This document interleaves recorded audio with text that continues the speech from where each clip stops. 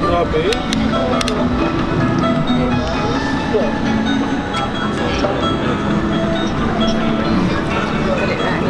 Yeah, I don't.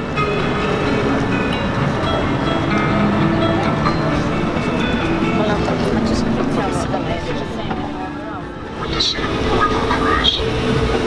Before you embark on your journey,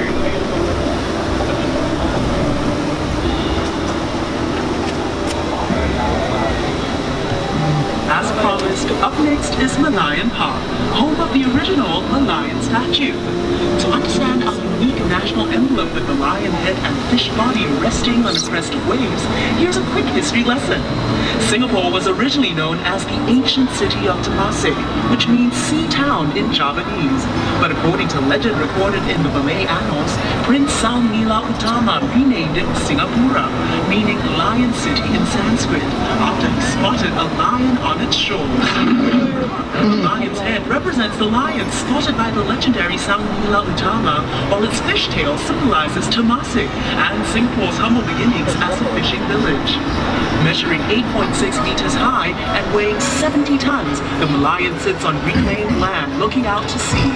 She attracts millions of visitors a year who make the trip to Malayan Park to photograph this world-famous icon at her new home right here in scenic Marina Bay.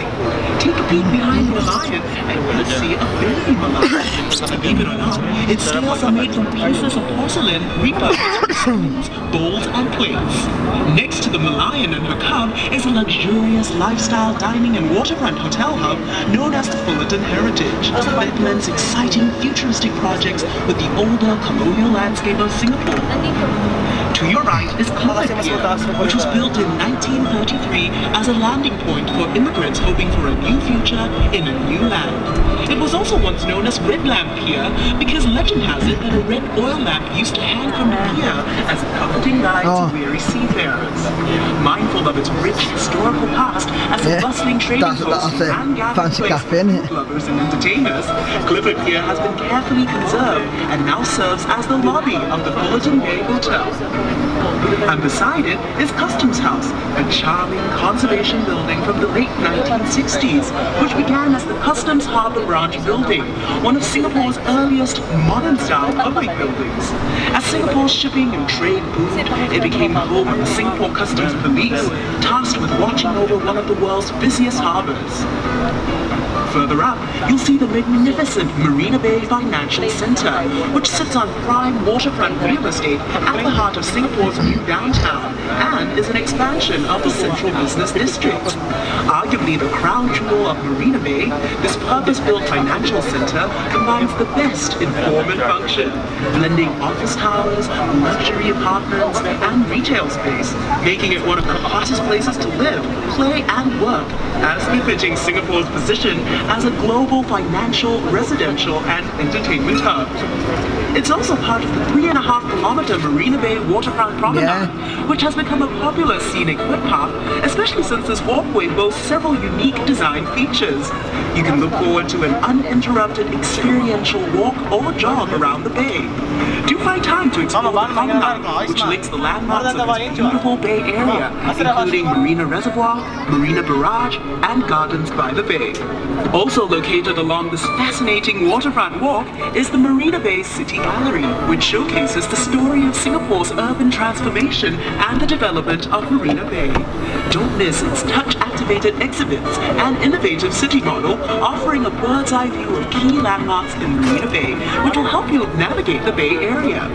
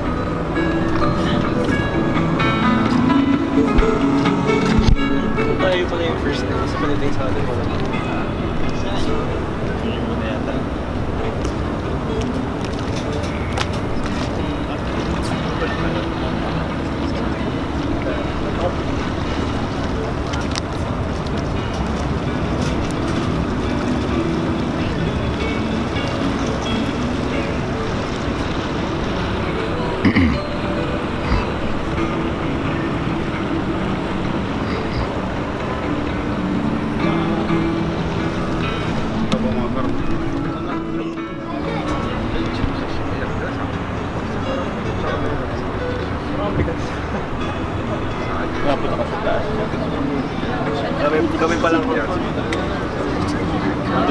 Oh yeah, yeah, of course it is, yeah, yeah.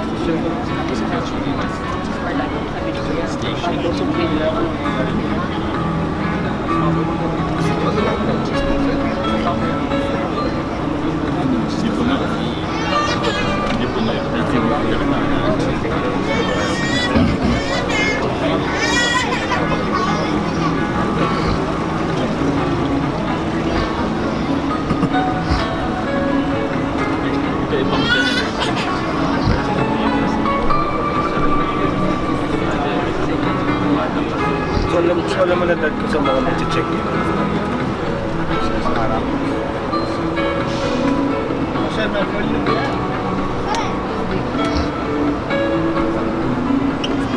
Sorry. Oh, Mum, I think this guy wants to sit down.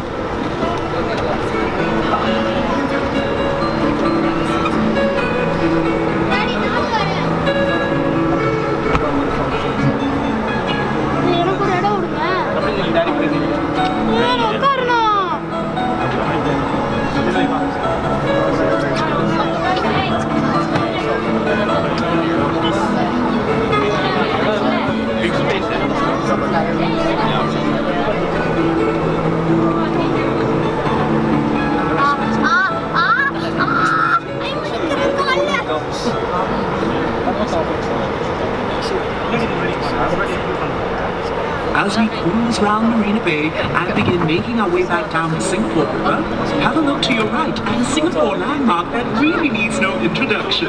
It's the iconic Marina Bay Sands Integrated Resort, featuring a casino, hotels and convention center, world-class entertainment and retail shops, all housed within award-winning architecture that resembles a ship atop 3 towers. Notice also the palm-shaped Arts and Sciences Museum and the unique Felix Bridge. This 280-meter engineering marvel has been modeled after the structure of DNA and was inspired by the Asian concept of yin and yang, built to bring wealth, happiness and prosperity to Marina Bay.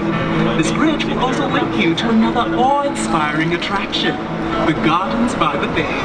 Spanning 101 hectares, this award-winning super park is home to over 250,000 rare plants from all over the world. Enjoy the lush outdoor gardens, huge climate-controlled dome conservatories, and the towering futuristic super trees, which you can even see from this distance. They're essentially vertical gardens, measuring up to 16 stories high and linked by suspended walkways with stunning views of the entire park. Living up to their name, the super trees also collect rainwater, generate solar power, and are venting ducts for the park's conservatories, which encapsulate the cloud forest and flower dome. Do you notice that the water here is very calm? And then maybe tomorrow night we could go and see the trees at night, couldn't we? Which is a dam built That'd be awesome, that. 350-meter wide channel. Heats out the seawater to create Singapore's first reservoir in the city, a vital source of fresh water and flood control. The Marina Reservoir is Singapore's 15th reservoir. It has the largest and most urbanized catchment area at 10,000 hectares, or 1/6 the size of Singapore. Just imagine, we're now literally floating in drinking water, perhaps the very same stuff flowing out of your taps. Cruising out into the bay, you couldn't have missed the giant wheel in the sky. That is the Singapore Flyer, a skyscraping observation wheel that measures 165 meters tall, that's 82 stories high, and 150 meters in diameter. That's about the length of 87 Singaporean men lying head to toe.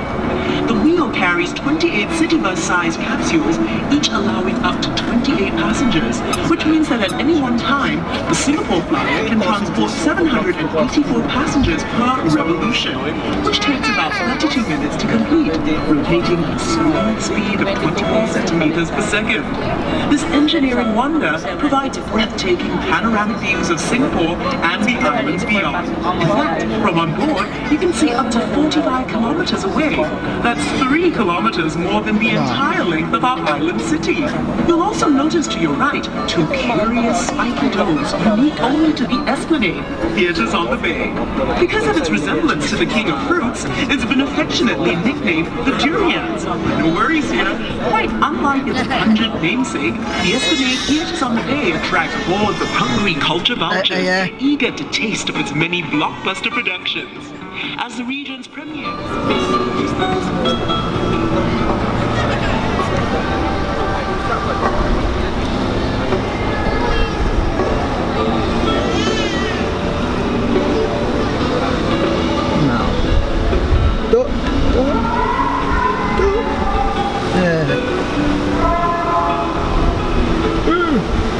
Look, there's a echo.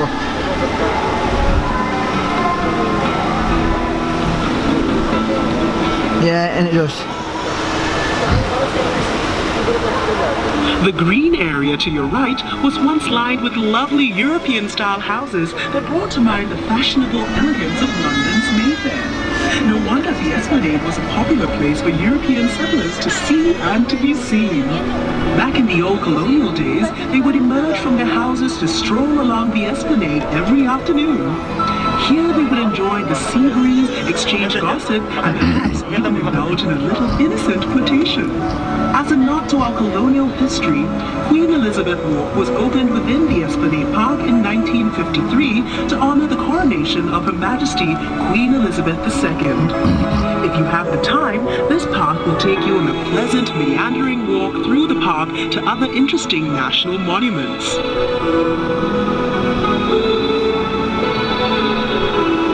The bridge straight ahead of us is Anderson Bridge, named after Sir John Anderson, yet another governor of the Straits Settlements. This elegant arch displays an excellent combination of intricate plaster and metalwork, whilst its curved structure provides high resistance to bending force, which comes in really handy since it supports the heavy weight of vehicles zipping back and forth daily.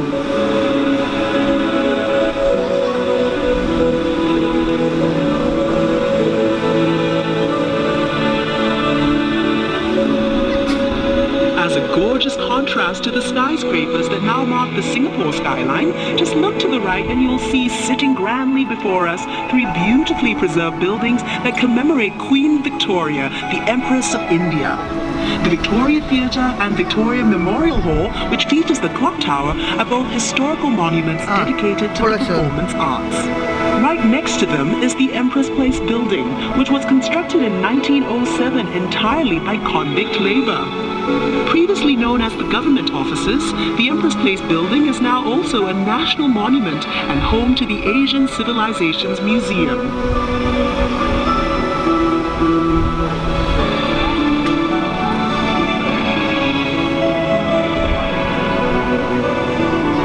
The Asian Civilizations Museum is a treasure trove of history and culture that will introduce you to the world of Asian traditions. The museum features over 1,600 treasured artifacts in 4 themed geographical zones and includes a Singapore River gallery dedicated to the history and people of our beloved river. Be sure to check it out for an even more intimate picture of the things you've seen and learned on this river cruise.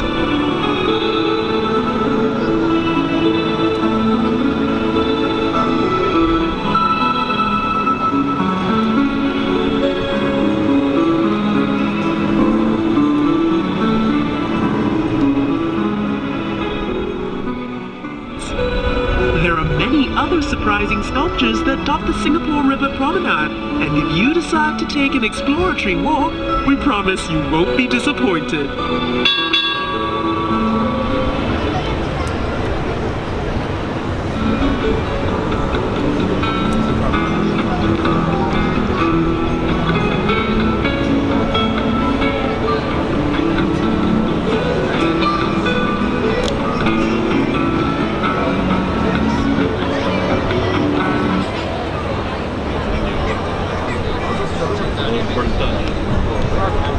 Over on the right bank, you may have noticed a fine fellow cast in blinding white plaster.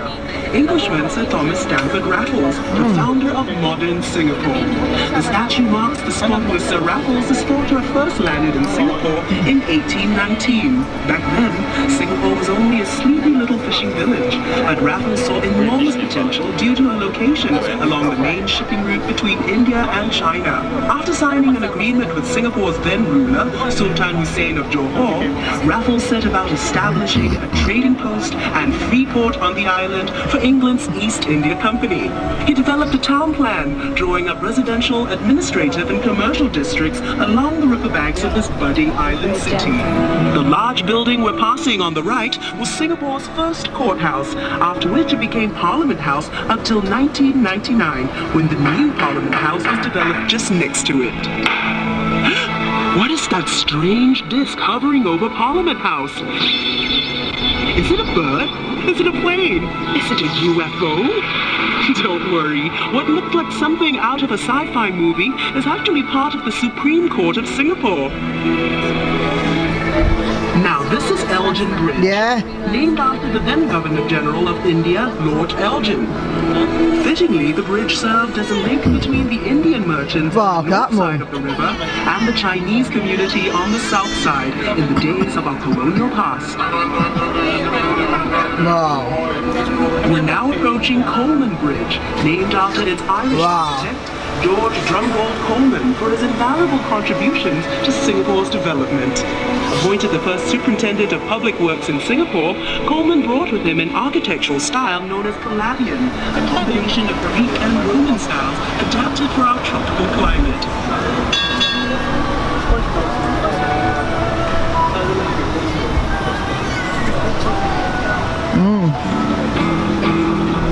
Oh, do you want to see through? I think. Yeah, today I lost mine. I can't remember them.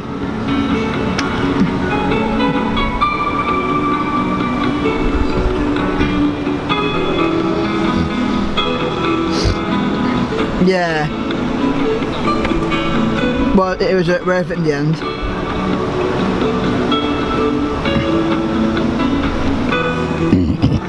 Yeah. Yeah. Yeah.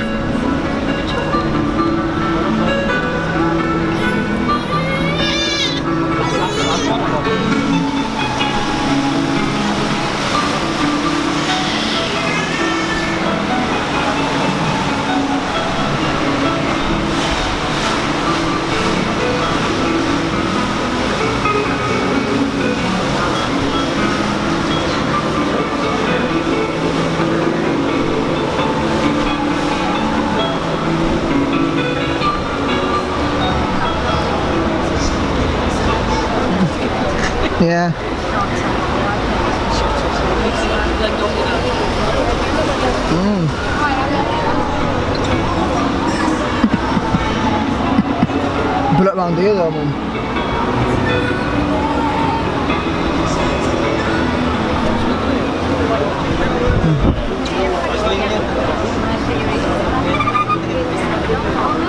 Yeah. Yeah, that's one of those bungee things where it shoots right up into air. A quirky site to your right is Clarke Quay, named after Sir Andrew Clarke, second governor to Singapore. From the late 19th century, Clarke Quay was the bustling centre of commerce for Singapore. Hundreds of dongkangs or riverboats jostled bow and stern for a place to dock and unload their cargoes, human or otherwise, when great ships anchored at the harbour. Tons of goods and commodities were stored in godowns or warehouses by the river, which are those buildings you see along the riverbank. One of the buildings here was Whampoa's Ice House, which belonged to Hu R.K., a prominent businessman from Whampoa, China. Way before refrigerators existed, he noticed a demand for ice in our tropical area and had blocks of ice I noticed that German. Unfortunately, his last venture failed because expenses were simply too high. But I was actually on the imaginative Mr. Hu for his daring attempt to keep Singaporeans cool. Today, Singaporeans keep cool by sipping drinks al fresco by the river. As you can see, Clarke Quay has been transformed into a bonus hustling for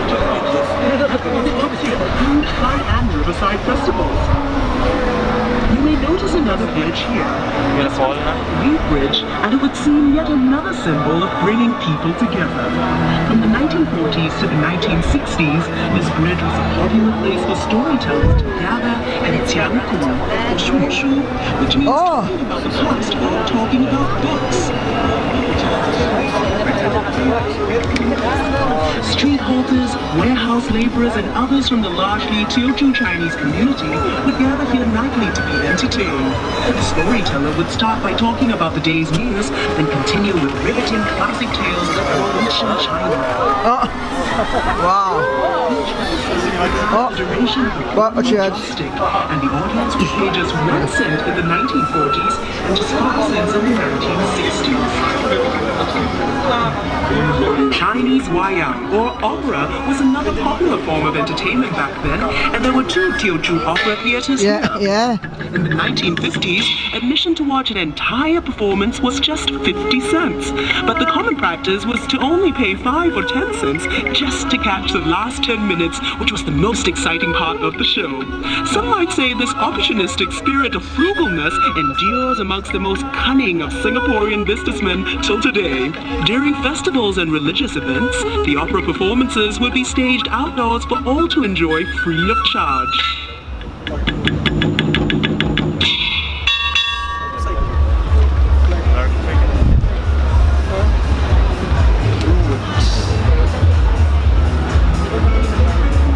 Singapore swing sa hotel.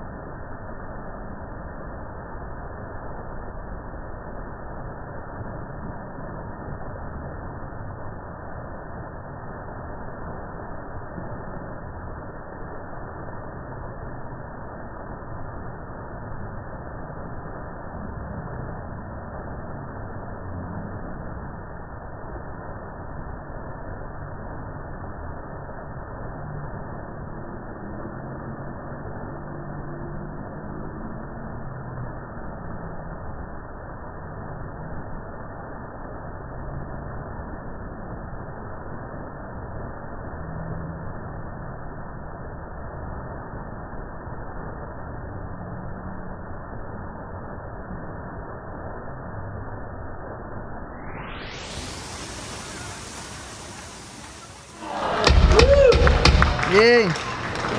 Hey, my name is Kelvin. We're all here, thankfully.